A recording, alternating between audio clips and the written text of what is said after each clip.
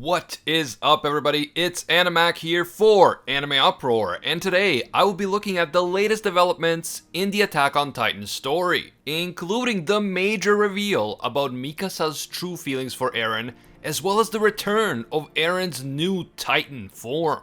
And man, this new form is an absolute nightmare. It's not at all what I expected it to be, and Isayama is really going above and beyond to entertain us and terrify us at the same time. There is so much to talk about, so let's get into it. If you enjoyed the Attack on Titan content on this channel and you want us to keep it going, please leave a like to let me know. It really does help. And if you happen to be new to AnimeUproar or you just haven't subscribed yet, make this the video that you subscribe and hit that notification bell to turn on all notifications. If you don't go through the trouble of clicking that bell and selecting the option that says all, you're gonna miss a lot of our videos even if you are subscribed. It's just how YouTube works. A big thank you to all of our AnimeUproar patrons who make videos like this one possible. I'll talk about Patreon at the end of this video, but until then, please be advised that this video will contain Attack on Titan manga spoilers. We are talking about the very latest events in the story, so please proceed with caution. You have been warned.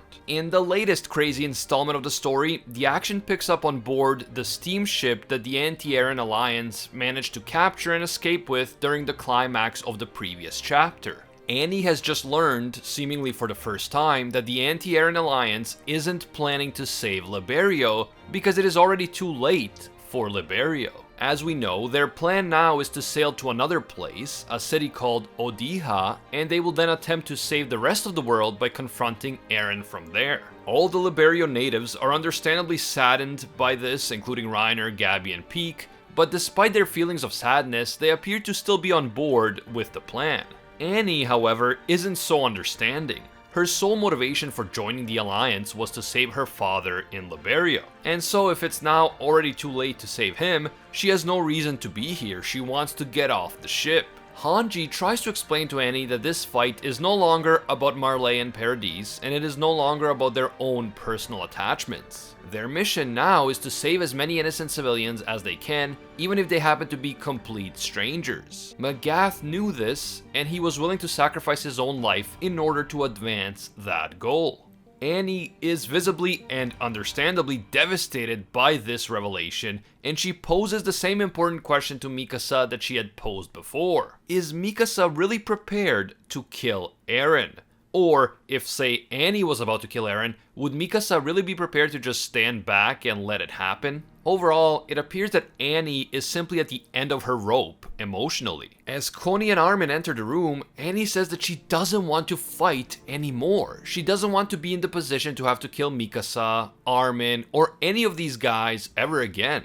She doesn't even want to kill Eren. But if she continues on this mission, she knows that more death and more killing is inevitable. And you really have to feel for Annie here. Even though she has done terrible things in the past, we know that she felt genuine guilt because of these actions. We saw that with Marco's death in particular, and now, after spending years frozen inside a crystal where she was probably reliving all of her past sins over and over again, she is absolutely exhausted emotionally. Annie is sick of fighting, sick of war, sick of everything. Pretty much her entire life was filled with suffering and betrayal after betrayal. And at this point, she doesn't know if she has a single real friend in the world because she has betrayed so many people in the past. For this reason, her father was pretty much the only person in the world that she had left, and now he too would be gone. It really is tragic, and I do feel sympathy for Annie, even though I would never try to excuse the bad things that she has done, and I've mentioned this many times in previous videos. After this moving and emotionally charged exchange between the Alliance members, the focus of the chapter shifts to Eren. To be more specific, we gain insight into his inner thoughts, and we witness a bunch of flashbacks within flashbacks, all involving Eren. If you're an Attack on Titan fan, then you already know that Attack on Titan is pretty much the king of flashbacks and flashbacks within flashbacks. So I will do my best to break all of this down in a way that isn't too confusing. First, Eren thinks back to how this whole thing started. What was the true beginning of the Attack on Titan story? Did the story start during Eren's childhood daydream? Or did it start with Ymir Fritz releasing the pigs? Or perhaps it doesn't even matter where it all started. We then jump to a moment in the past in which Yelena is explaining Zeke's euthanasia plan to Eren. She claims that this is the only way to save the world, and for that reason they are going to seize power on the island using Zeke's tainted wine. However, after that conversation with Yelena, Eren tells Flock that he intends to follow Zeke's plan in appearance only, but in reality, Eren will be plotting his own counter-plan. So it turns out that Eren really did confide in Flock about the real plan. When Flock first claimed that that happened, I honestly thought that he was potentially just lying to get all the Jaegerists to support him and think that Eren trusts him. But it turns out that Flock wasn't lying, so there you have it. He wasn't just an Eren fanboy, he really was part of the plan. We then transition into another flashback, this time a conversation between Eren and Queen Historia. They are discussing the plans of the military police and how to potentially counter these plans, and Historia expresses gratitude for Eren and the other scouts standing up for her and protecting her back when the secret of the basement was first revealed. Eren then reveals his ultimate plan to Historia, the same plan that he had revealed to Flock. He intends to initiate the rumbling and destroy everyone outside of the island in order to protect the island itself. Historia is instantly opposed to this plan, and she says that even though bad people exist outside of the island, most of the people out there are innocent civilians. If they follow this plan that Eren just outlined, these innocent people would be killed out of nowhere without even knowing why or what they did to deserve this. And ironically, this would be exactly like Eren's own mother when she was killed by Titans so many years ago. But Eren reminds Historia how much the outside world hates the Eldians, and how no matter what the Eldians try, the people of the outside world will continue to attack Paradise until every last resident of the island is dead. Eren has come to believe that the only way to end the cycle of death, suffering, and revenge that humans have been inflicting on each other for millennia is to destroy the outside world completely, including human civilization itself. Only then will humanity have a chance for a fresh start, and perhaps this time they won't repeat the same mistakes. Maybe Eren plans to manipulate the memories of all of the survivors so that they don't even know the meaning of war and revenge. Perhaps he can make them think that human nature is inherently peaceful in the hopes that just believing this will make it a reality. But of course, even if Eren does this, there is no guarantee that humanity won't continue to fight itself. If you believe that humans are inherently violent by nature, then no amount of master planning and mind manipulation can stop them from turning violent again in the future. Eren also explains to Historia that if they leave things as they are, the current government in Paradise, which is the pre-Jaegerist regime, as this conversation is taking place before the Jaegerists took over, will try to force Historia to have children so that they can keep enforcing the old system of Fritz's children being forced to eat their parents in order to continue the line of the founding Titan. Eren refuses to let this happen to Historia, and he feels that the only way to break this vicious cycle is to initiate the rumbling once and for all. Historia says that she could never live with herself if she didn't try to stop Eren from killing all of these innocent people, but Eren says that he can just manipulate her memories so that she doesn't have to live with the guilt. In the final exchange between Eren and Historia, Historia asks him, "What would you think about me having a child?" And as we know, eventually Historia does become pregnant, allegedly by some random stable boy or farm boy or something, but after this very personal exchange between her and Eren, I am not so sure. Did Eren actually father Historia's child after this conversation took place? And if so, why? Why is it so important for Historia to have a child now, if Eren plans on destroying the current system and all of human civilization outside the island, which would theoretically mean that the Fritz family founding Titan cycle doesn't need to continue?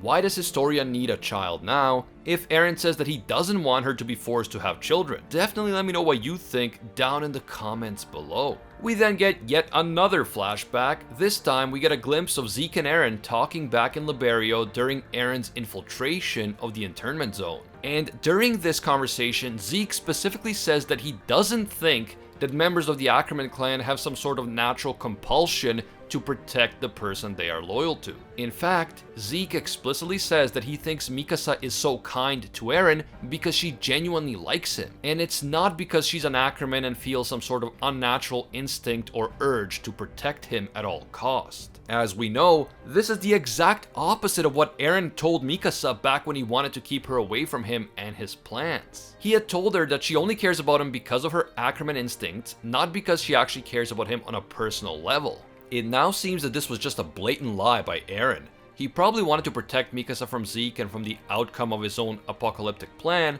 so he tried to convince Mikasa that her love for him was a lie so she would just move on and not get hurt later. But that's just my own speculation at this point based on the information that we have so far. Eren ultimately tells Zeke that he has only 4 years to live anyway, so he's not worried about himself. He wants to find a way to protect his loved ones so that they could live full and happy lives after he is gone. But this has really got me thinking. If this is Eren's goal, then how is he ultimately going to achieve it? And I don't mean this in terms of what he told Zeke or his story or anyone else, but in terms of what he ultimately plans to actually do. Will he really destroy the entire outside world, or does he have some other plan that no one knows about? Is he going to pull a Lelouch? Is he going to send a message to the world by destroying a part of it but then stopping short of killing everyone? Or is he going to do something else altogether? Right now it definitely seems like Eren really does intend to destroy all human civilization outside of the island of Paradise. But we might still be surprised what he ultimately does. After all, Isayama loves misdirection and shocking twists. Back in the present time, we finally see what Godzilla Eren and those millions of titans are currently up to. A massive fleet of battleships, referred to as the Global Allied Fleet, has amassed on the shores of the continent. This is the fleet that was going to attack Paradise with the intention of destroying all the Eldians on the island. All the biggest ships, cannons, and weapons of all sorts in the world have been gathered here in one place in an attempt to stop the rumbling. But I have to say that I highly doubt that this gathering of forces started after the rumbling itself. It would have taken months for them to amass this fleet, and the rumbling only began very recently. So the truth is that while they might be trying to stop the rumbling now, this fleet was initially mobilized in order to attack the island of Paradise and its people. This only underscores Eren's point that the outside world was determined to destroy the islanders, and it further emphasizes why he feels that he has to do what he is doing right now. It is definitely pretty convenient for Eren that the deadliest weapons in the world have all been amassed right here. This means that Eren will be able to destroy all of these weapons in one fell swoop before he even starts leveling cities and other things on the continent. So who knows, maybe Eren really will stop after sending a strong message by destroying the entire global allied fleet, but we'll have to wait and see. The Allied fleet unleashes countless cannon shells at the Wall Titans who are approaching the continent, but it's no use. The Wall Titans are even capable of swimming underwater, so they are able to avoid most of the cannons while destroying the ships that are firing upon them. I never thought about this idea of Titans being able to swim. I just kind of imagined them walking on the bottom of the ocean, but it makes sense. As we know, the bodies of Titans are massive, but on a pound-for-pound basis, they are much lighter than the bodies of a normal human. So in that sense, it makes sense that they would be able to float in large bodies of water and even swim. At any rate, the fleet is absolutely demolished and the Titans reach the shore of the continent without much trouble. The Marleyans are continuing to fire their cannons from the shore, but eventually they realize that there isn't much they can do and they begin to retreat. The soldiers also spot Eren in the distance and his absolutely monstrous new attack titan form. Eren's new titan towers over the already massive Wall Titans, and we finally get to see Eren's new titan form in greater detail. And let me tell you, it is freaking terrifying. This is the stuff of nightmares. Oh, dude. I'd assumed that Eren's new titan would look like a giant dinosaur because of the shape of its massive spine, and I'd referred to it as Godzilla Titan. But in reality, this monstrosity looks completely different from anything that I had imagined. The new Eren Titan looks like a gigantic spider made of bones, and hanging from the gigantic bony spider-like body is an additional upside-down skeleton torso.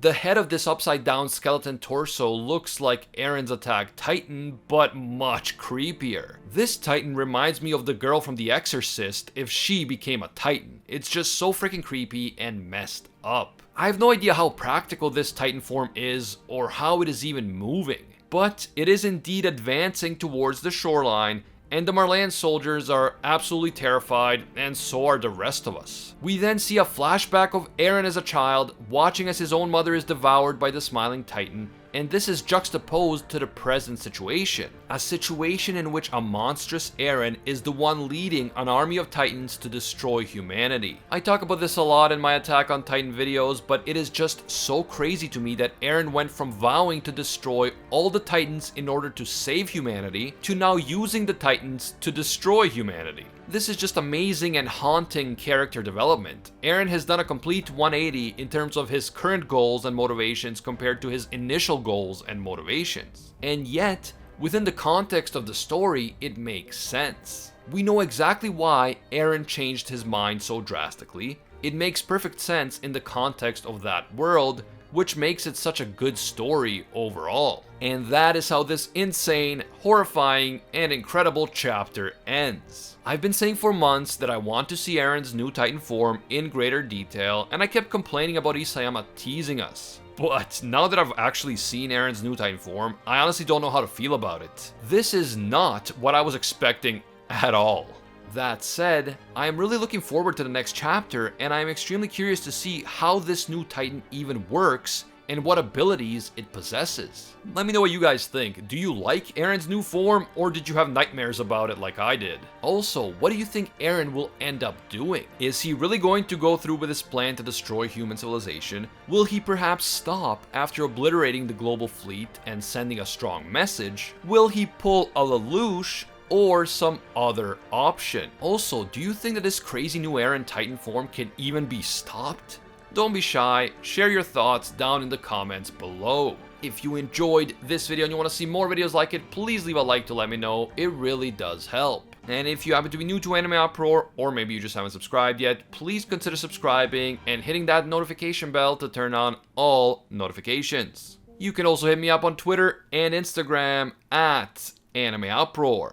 I want to give a big thank you to all of our AnimeUproar patrons for making videos like this one possible. Special thanks to all of our The One tier patrons, the ones who rise above all other clans, including Ingrata, Alolanatum, The World, Steelers, A Quiet Respect, Pate Heffa, Jonathan King, Brandon Aviles, Papa Smurf, The School Bus, King Riser, Emperor Otaku, Ricardo Martinez, Thomas Jones, Kinmano, Michael Hyde, and Jade and the Vector. And I can't forget all of our Pro Hero tier patrons, including the one and only Gilgamesh, Nothing But a Fan, Jason Wilson, King Zeldris, Anatoly Kazatsky, Angel Cruz, Cricket XP, Joe Stanton, Very Gucci, Alicia Octor, Jessica Kayla Fond, Hinokami and Water, Bonnie Parks, Zodiart12, Rathuin Deora, Kraken, Arels, and Deadly Saint. If you enjoy our videos and you feel that they provide value to you, please consider supporting us on Patreon. Even a single dollar will give you access to our patron exclusive Discord, and your name will appear in our videos along with these amazing people. As always, thank you guys so much for watching, and until next time, see ya, Space Cowboys.